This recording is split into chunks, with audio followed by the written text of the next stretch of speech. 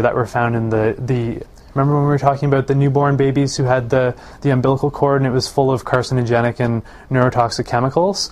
Well, they also found that these chemicals disrupt endocrine function. So that's our thyroid, which regulates our metabolism, and also pancreas and adrenals, which affect our energy levels and how we store fat and all those sorts of things. So PCBs, and I don't want to pronounce these because DDT is just crazy, but PCBs are found in coolants, lubricants, electrical equipment. DDT, although they don't use it anymore, it persists, I don't know, for a really long time, maybe forever, but definitely for a few generations anyway. And it's an agricultural chemical that was used as an insecticide a few decades ago. Dioxins, actually I think it's still used in some countries. Canada is actually the largest exporter of DDT, even though we don't use it in our country. I guess we got a lot kicking around in the storerooms that can sell to some poorer countries maybe, I don't know. Dioxins, which are chlorinated organic chemicals, and these are a byproduct of waste incineration and also pulp and paper production. Anybody use paper? No, right? Okay. DES, diethylstilbestrol, that was used in the 50s to prevent miscarriage. Unfortunately, it's teratogenic, which essentially means it produces birth defects or can cause sudden infant death syndrome. And DES persists through multiple generations. So they looked at children after their parents used these things in the 50s, and they looked at the grandchildren, and lo and behold, in their fatty tissues they were actually storing DES. So that's interesting. And then, as I alluded to earlier, bisphenol A, which everybody's very wary of now, but it might be too little too late because it persists for multiple generations and it's affecting our endocrine system. This is the other book that I wanted to bring to everybody's attention, Whole Body Cleansing, and it's written by a naturopathic doctor called Gaetano Morello. It's a good one to write down. It's a very excellent, well-researched book, and he goes into a lot more detail on the effect that all of these chemicals could be having on our body. I want to talk a little bit about hormones that are involved with weight gain. Leptin, we talked about leptin before. That's the one that regulates our appetite and also how we store fat. Cortisol, which is our stress hormone. Anybody know what I mean when I write apple shape up there? I'm going to show a picture a little bit later, but essentially it's people who are storing their weight above the waist because they kind of have more of an apple body shape, as opposed to other hormones such as female sex hormones, especially women who have a history of taking birth control pill with estrogens or that sort of thing. And for some reason I seem to see people in my practice who have been taking that sort of thing, they tend to be more of a pear shape. They tend to be storing more of their fat below the hips. So when people have the upper body adiposity, weight gain, I typically want to think adrenals, because something's going on with their cortisol levels, and there's a little bit of dysfunction going on. When we're thinking a little bit below the waist, more of the pear shape, I'm thinking liver for the most part. And that's probably because liver and hormones are closely involved, because the liver detoxifies all of our body's hormones. So the goal is to reduce abdominal fat, and by doing so, we help to balance other hormones, because we don't want to have the long-term health effects that can be caused from this sort of thing. So some current markers for obesity and how we determine whether or not somebody is overweight. Got scales. I like this scale at the bottom here. It says vegan tofu pudding, broccoli kale salad, something about lettuce. I don't know. Anyway, it's what to eat today, because so scales are not a very reliable measure of whether or not somebody's overweight. Because of the inaccuracy of scales, they decided to come up with BMI. Does anybody know what BMI is? Essentially what it is it's body mass index. It's your mass divided by your height squared.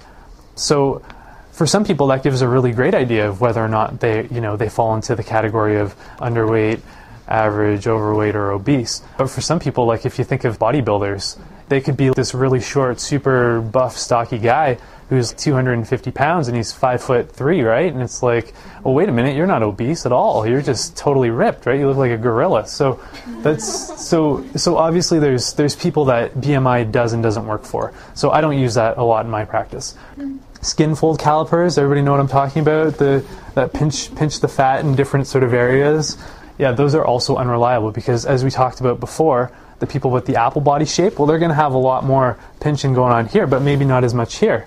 Versus somebody with the more pear shape, they might not have as much to pinch here, but in other areas of their body, like their legs or hips, they might have more to pinch, right? So skin fold calipers aren't necessarily a good indication either.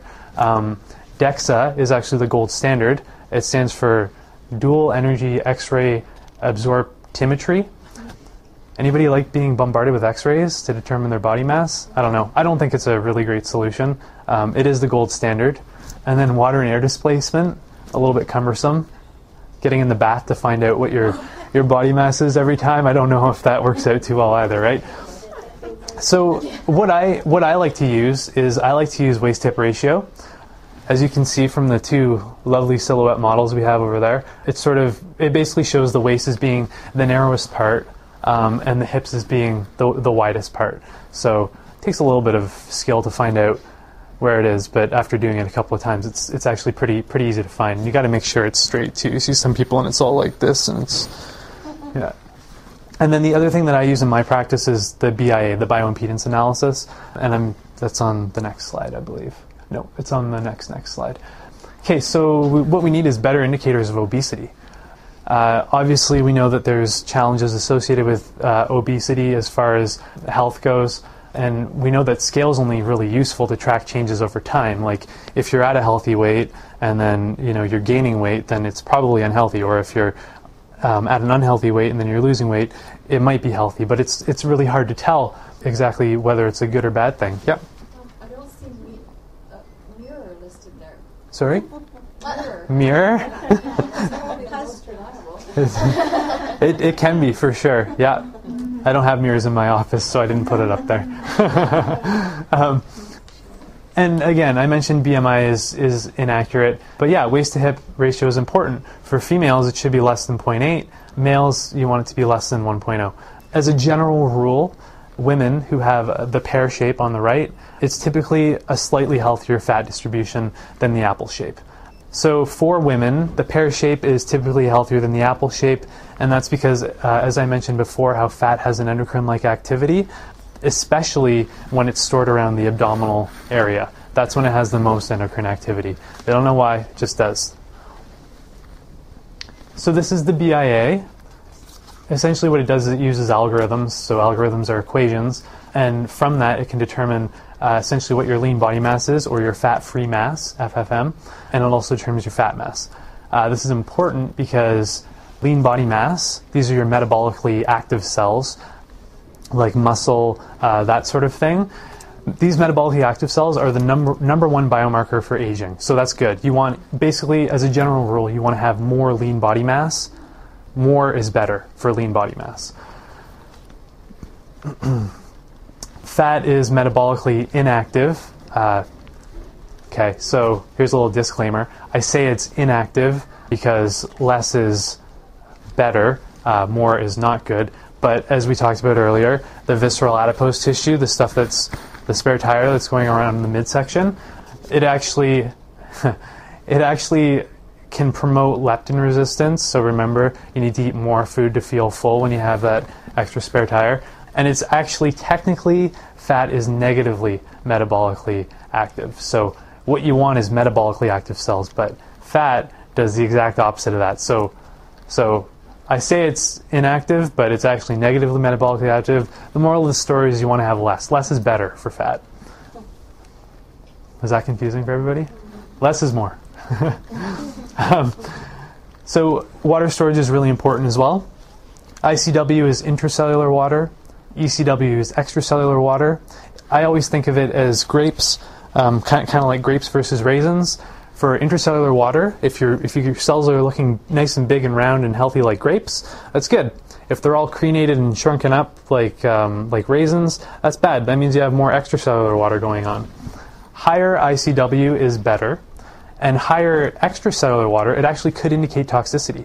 Cells don't like to have toxins in them, so what do? They put them outside of the cell, if they can, typically, and then what can happen there is that essentially more water is being accumulated outside because the cell likes to create a gradient